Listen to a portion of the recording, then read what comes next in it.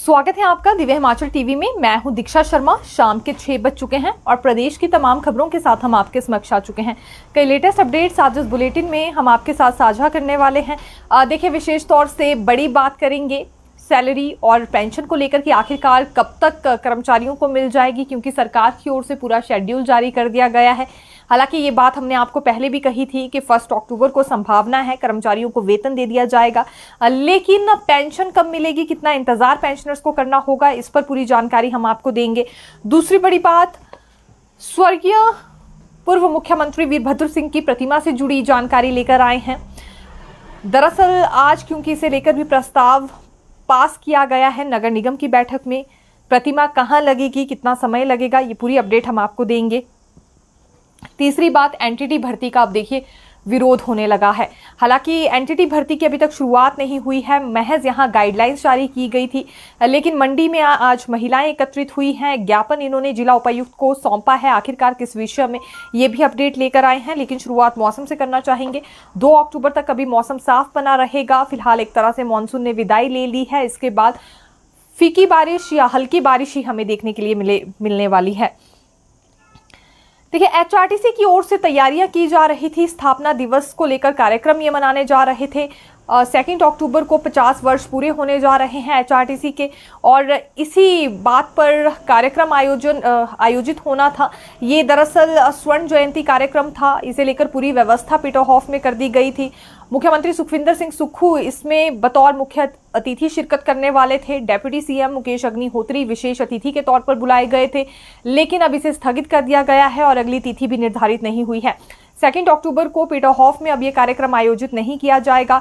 HRTC स्वर्ण जयंती कार्यक्रम नहीं मनाएगा। 50 वर्षों का हर्षोल्लास अब नहीं मनाया जा रहा है। कारण ये है कि मुख्यमंत्री की तबीयत ठीक नहीं है, जिस वजह से एचआरटीसी को समय नहीं दिया गया है। दरअसल निगम इसमें एक टेबल बुक भी लॉन्च करने जा रहा था। ये कॉफी टेबल बुक लॉन्च हो रहा था, जिसमें कि दर्शाया गया था 50 साल का सफर कैसा रहा है एचआरटीसी का। और दूसरी बड़ी बात ये भी थी कि सफर दर्शाने के साथ साथ जिन कर्मचारियों ने पेंशनर से बहुत ज़्यादा मेहनत की है, एचआरटीसी को अपना समय दिया है, उन्हें सम्मानित करने की योजना भी तैयार की गई थी। लेकिन अभी कार्यक्रम नहीं हो पाएगा, न जाने कब तक नहीं हो पाएगा। जितने भी पुराने बस अड्डे हैं उनमें साज सजावट करवा दी गई थी कि 50 वर्ष पूरे होने जा रहे हैं। हर ओर से तैयारियां पूरी कर ली गई थी, लेकिन मुख्यमंत्री से समय नहीं मिला, जिस वजह से इस कार्यक्रम को स्थगित करना पड़ा है। एचपीयू के हॉस्टल में एक छात्र की मौत होने का मामला सामने आया है। इस युवक की गिरने से मौत हो गई है। किन्नौर से संबंधित ये युवक बताया जा रहा है। फर्स्ट ईयर का छात्र था और लॉ की पढ़ाई करने के लिए एचपीयू में आया था, लेकिन अभी तक ये जानकारी नहीं मिल पाई है कि कैसे इसकी मौत हो गई, गिरा किस तरह से है। दरअसल क्योंकि जब बाकी छात्रों ने इसे देखा तो ये काफ़ी गंभीर हालत में था और हॉस्टल से नीचे गिरा हुआ था, और ये अंदाज़ा लगाया जा रहा है कि खिड़की से ये गिर गया है। अब खुद कूदा है या फिर किसी ने गिराया है या यूं ही एक तरह से इम्बैलेंस होकर गिर गया। ये तरह के सवाल अभी उठाए जा रहे हैं, लेकिन पुलिस पूरे मामले में जांच कर रही है। पोस्टमार्टम के लिए छात्र का शव भिजवा दिया गया है और अभी तक ये नहीं पता चल पाया है कि आखिरकार छात्र की मौत हुई कैसे, ये कैसे वहां से नीचे गिर गया था। लेकिन दर्दनाक मौत कहना चाहेंगे। और देखिए, अभी फर्स्ट ईयर का ही ये छात्र बताया जा रहा है। लेकिन इसी पर एबीवीपी के छात्रों ने हल्ला बोल किया। प्रदर्शन इनकी ओर से हिमाचल प्रदेश विश्वविद्यालय में हुआ और कुलपति के कार्यालय का भी इन्होंने घेराव किया है। दरअसल आज वहां पर कार्यकारी परिषद की बैठक हो रही थी और छात्रों ने ये सवाल उठाए हैं कि उन्होंने एक जवान युवा को खोया है, तो ऐसे में क्या इस बैठक को स्थगित नहीं किया जा सकता था? ऐसा क्या हो गया है कि कार्यकारी परिषद की बैठक आज ही करनी है? हालांकि विधायक हरीश चनार्था भी वहां पहुंचे थे और छात्रों ने शांतिपूर्वक ढंग से उनके समक्ष ये बात रखी कि एचपीयू प्रशासन कुछ कदम नहीं उठा रहा है, कुछ चीज़ों में यहाँ कोताही बरती जा रही है और सीसीटीवी कैमरास तक मौजूद नहीं है। अब इस बात की जानकारी नहीं मिल पा रही है कि आखिरकार छात्र की मौत कैसे हुई। विधायक ने आश्वासन दिया है कि वो बिल्कुल ये अनुरोध आगे करेंगे और ये पक्ष छात्रों का रखेंगे कि वहां पर सीसीटीवी कैमरास लगाए जाएं। तीसरी बात देखिए, फिलहाल पालमपुर में मामला सामने आया है। यहाँ चिट्टे और भांग के साथ 3 युवकों को गिरफ्तार किया गया है। साथ ही साथ 2,40,000 की नकदी भी इनसे पुलिस ने बरामद की है। लेकिन क्या आप जानते हैं इसमें सबसे ज्यादा हैरान होने वाली क्या बात है? ये जो यहाँ युवक बताए जा रहे हैं 3, अपने साथ तराजू लेकर घूम रहे थे। पहले ये तोलते थे कि कितना चिट्टा है, उसके बाद फिर आगे सप्लाई किया करते थे। तो अब तरह तरह के हथकंडे अपनाए जा रहे हैं। यूं तो युवक आज के समय में मॉनसून के सीजन में एक छाता भी अपने साथ लेकर जाना पसंद नहीं करते हैं, लेकिन ये युवक तराजू लेकर वहां घूम रहे थे।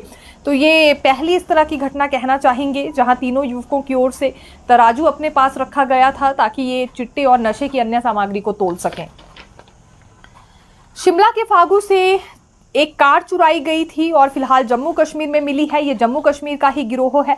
5 सदस्य इस गिरोह से जुड़े हुए हैं, जानकारी दी गई है शिमला पुलिस की ओर से। और ये पुलिस थाना ठियोग के तहत शातिरों ने काले रंग की बुलेरो चोर ली थी और फागू से इसे चुराया गया था और चुराकर ये जम्मू कश्मीर की ओर भाग गए थे, अलग नेम प्लेट लगाकर गाड़ी में। लेकिन अब ये गाड़ी पुलिस के हाथ लग चुकी है। इसके बाद ये भी पता लगा है कि ये 5 सदस्यों का गिरोह था। इनका जो मास्टरमाइंड है, जिसका नाम मोहम्मद अशरफ बताया जा रहा है, इसकी गिरफ्तारी हो चुकी है। सिर्फ हिमाचल प्रदेश में नहीं बल्कि पंजाब, चंडीगढ़, हरियाणा में भी इनकी ओर से चोरी डकैती को लेकर या कार की चोरी को लेकर अंजाम दिया जा रहा था। ये जगह जगह स्नैचिंग जैसी घटनाओं को भी अंजाम दे रहे थे। फिलहाल अभी और भी इनके बैकवर्ड लिंक्स खंगाले जा रहे हैं। इस गिरोह में और भी लोग शामिल हो सकते हैं। पहले काले रंग की बोलेरो इन्होंने चुरा ली और उसके बाद नेम प्लेट बदल दी और फिर जम्मू कश्मीर तक जा पहुंचे। मस्जिद मामले पर आज प्रदर्शन हुआ है और हर जिला मुख्यालय में हुआ है। शिमला में भी उपायुक्त कार्यालय के बाहर बड़ा प्रदर्शन किया गया देवभूमि संघर्ष समिति की ओर से। आज संघर्ष समिति की ओर से ये बात साफ तौर पर रख दी गई है कि जो वक्फ बोर्ड है उसे पूरी तरह से खत्म कर दिया जाए या फिर इस एक्ट में बदलाव होना चाहिए। ये मांग इन्होंने केवल राज्य सरकार से नहीं बल्कि केंद्र सरकार से भी उठाई है। दूसरी बड़ी बात इन्होंने ये कही कि यहाँ पूरी तरह से भूमि को कब्जे में लेने का काम वक्फ बोर्ड की ओर से हो रहा है। पहले भूमि को अपने कब्जे में लेते हैं, फिर उस पर इमारतें चढ़ा देते हैं, ये कहकर कि ये तो वक्फ बोर्ड की ही भूमि थी और यहाँ स्वतंत्रता से पहले की उनके पास ये भूमि है।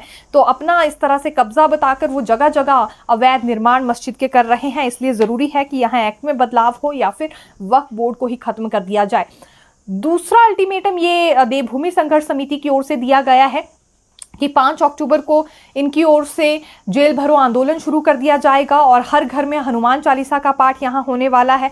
दरअसल उसी दिन संजौली मस्जिद मामले को लेकर कोर्ट हियरिंग है।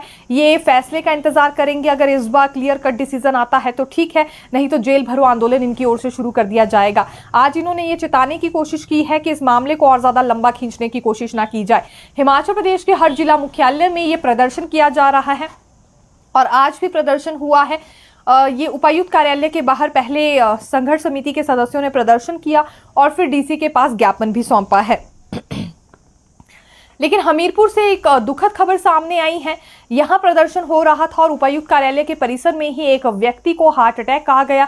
इनकी उम्र अभी महज 50 वर्ष के करीब बताई जा रही है। अपनी जान इन्होंने गंवा दी। दरअसल यूं तो पुलिस ने इन्हें हमीरपुर मेडिकल कॉलेज पहुंचाने का काम किया था, लेकिन उससे पहले ही अपना दम तोड़ चुके थे। डॉक्टर्स ने इन्हें मृत घोषित कर दिया है और अब इनका पोस्टमार्टम करवाया जा रहा है। तो ये एक दुखद घटना कहना चाहेंगे। ऐसे भी वाकया देखिए बीच में सामने आते हैं। देखिए अगले कल उपचुनाव होने जा रहे हैं, पंचायतों में भी और नगर परिषद में भी। इसके लिए 173 बूथों पर पोलिंग पार्टी पहुंच गई है। प्रत्येक पार्टी में 6 कर्मचारी रखे गए हैं। पहली बार बल के डडौर में भी चुनाव होने जा रहा है। 9 साल से यहाँ पर दरअसल बहिष्कार हो रहा था चुनाव का। इन लोगों का कहना था ये पंचायत के दायरे में ही रहेंगे, नगर परिषद में इन्हें नहीं आना है। लेकिन अब नगर परिषद के दायरे में ही फिलहाल वहाँ पर ये चुनाव होने जा रहा है। अनुराधा राणा और कैप्टन रंजीत की खाली सीटों पर भी नए दावेदार देखने के लिए मिल रहे हैं। यहाँ कांग्रेस और भाजपा में बड़ी झड़प हमें फिलहाल देखने के लिए मिली है। एक तरह से झड़प भी कह सकते हैं और कुछ बहस बसाई वाले मामले भी सामने आ रहे हैं इन जगहों से जहां पर काफ़ी ज़्यादा जोश में कांग्रेस और भाजपा के कार्यकर्ता नजर आ रहे हैं।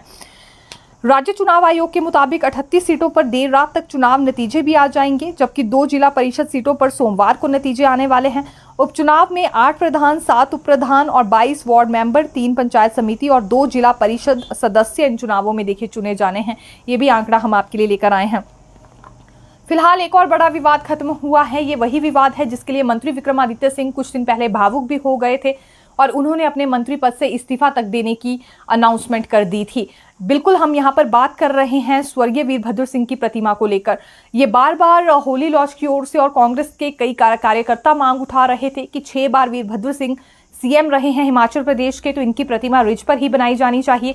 आज नगर निगम की मासिक बैठक थी जिसमें यह प्रस्ताव पास कर दिया गया है कि वीरभद्र सिंह की प्रतिमा बनेगी और रिज पर ही बनाई जाएगी। ये दरअसल दौलत सिंह पार्क में ही जगह चयनित की गई है। दौलत सिंह की प्रतिमा और यशवंत सिंह परमार की प्रतिमा के बीच जो खाली स्पेस है वहां पर स्वर्गीय वीरभद्र सिंह की प्रतिमा बनने जा रही है।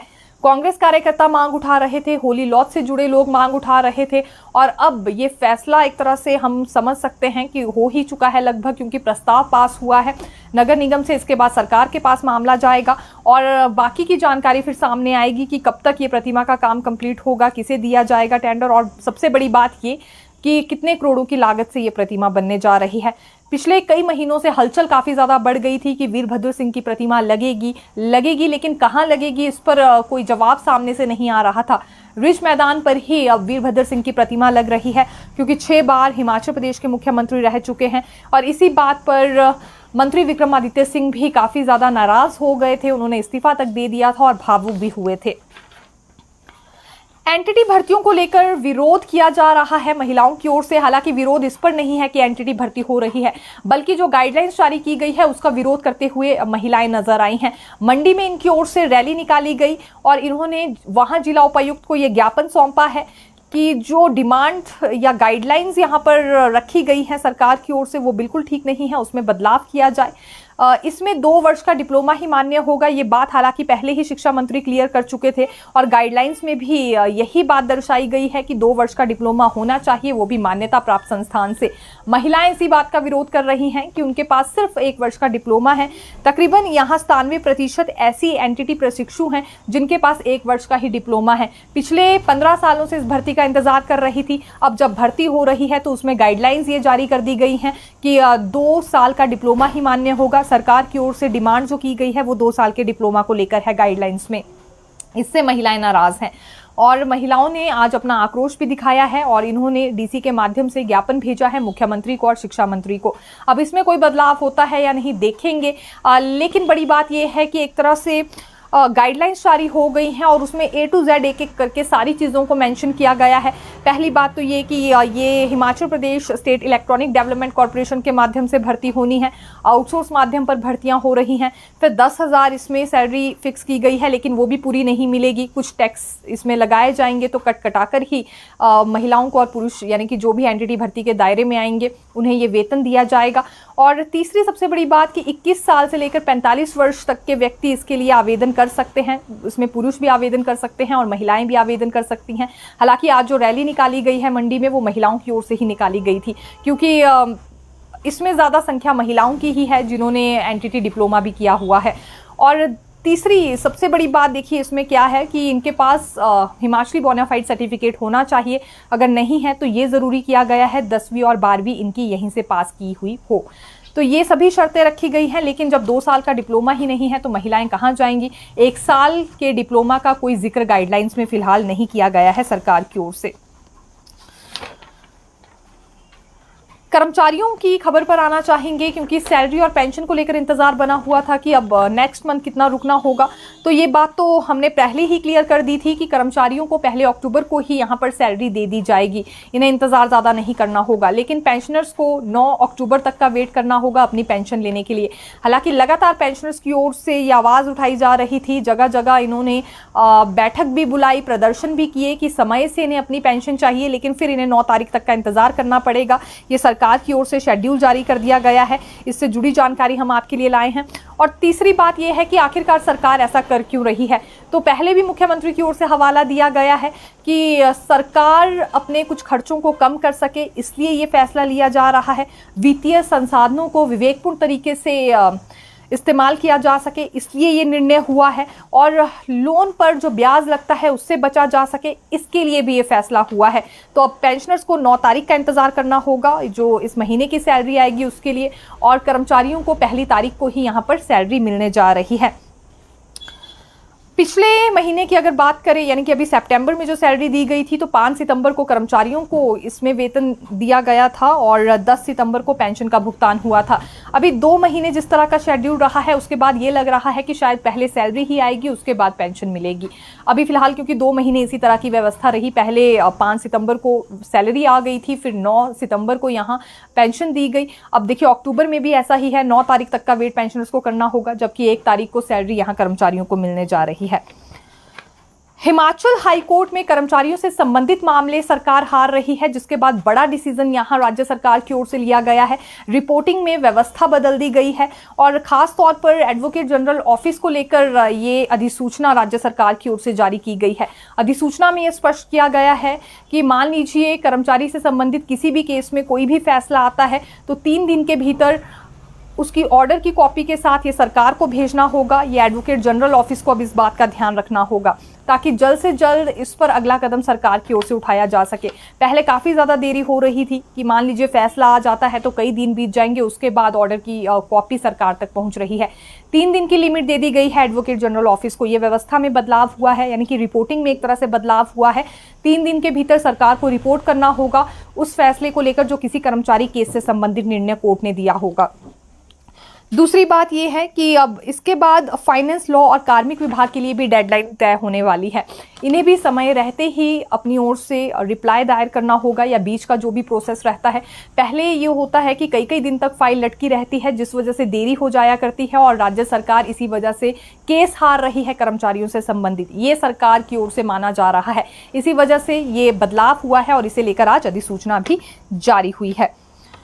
मुख्यमंत्री सुखविंदर सिंह सुक्खू ने आज कहा है कि राज्य सरकार के प्रयासों के बदौलत ही केंद्र सरकार ने जनहित से जुड़ी विभिन्न 66 परियोजनाओं को FCA क्लियरेंस प्रदान कर दी है। ये जो परियोजनाएं हैं महत्वपूर्ण परियोजनाएं, इसमें अधोसंरचना, शिक्षा और पेयजल आपूर्ति से संबंधित है।